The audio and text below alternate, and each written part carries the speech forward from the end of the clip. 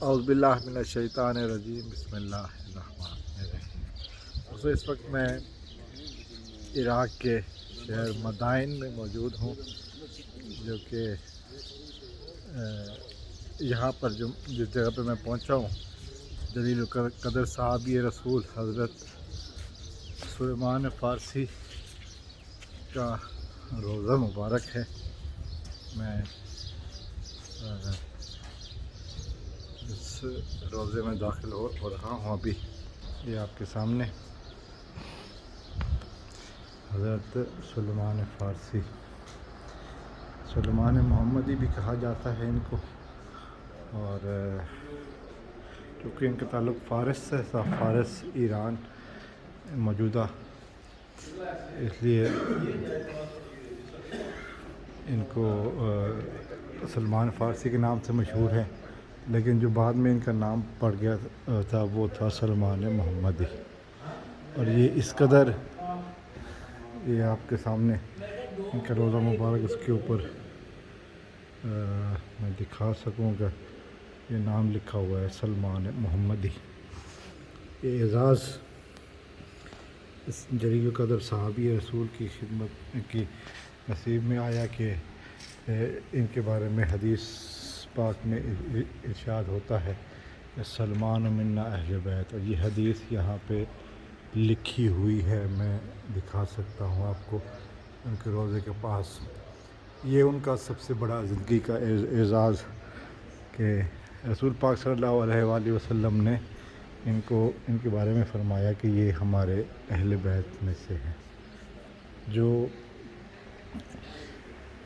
ان کو جب رسول اللہ صلی اللہ علیہ وسلم کی رحلت ہوئی تو اس کے بعد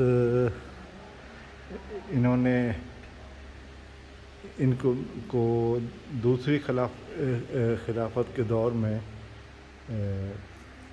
اس علاقے میں بھیجا گیا، مدائن میں گورنر بنا کر، اور ان کو یہ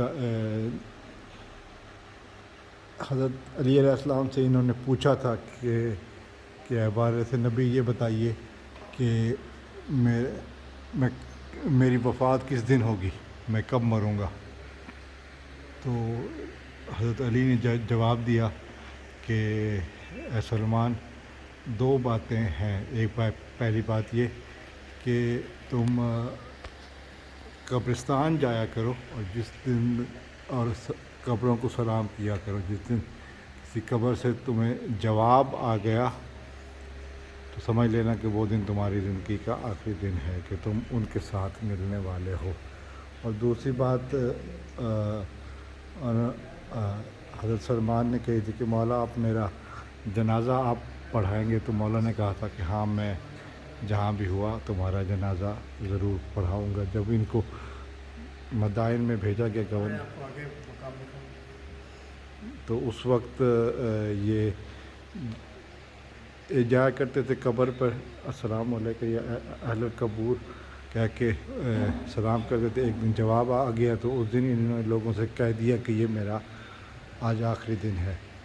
اس کے بعد جب ان کا انتقال ہوا تو انہوں نے کہا کہ میرا جنازہ تیار کر کے رکھ دینا، غسل و کفن بعد میں ہوگا، اور یہ کہ غسل و کفن کے لیے جو ہے نا وہ آپ کو زحمت کرنے کی ضرورت نہیں ہے۔ ظاہر مدائن بہت دور ہے مکہ سے، مدینہ سے، تو لیکن ان کے انتقال کے بعد ایسا ہوا کہ رسول اللہ صلی اللہ علیہ وآلہ وسلم کے جانشین حضرت علی علیہ السلام تشریف لائے، اور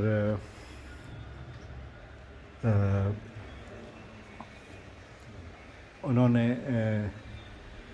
جو ہے نا یہ غسل و کفن کا انتظام کیا۔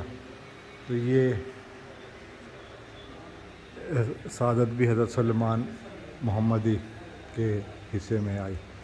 اللہ تعالیٰ سے دعا ہے کہ مومنین جو قرب رکھتے ہیں وہ یہاں پر زیارت کے لیے ضرور آئیں۔ والسلام علیکم ورحمۃ اللہ۔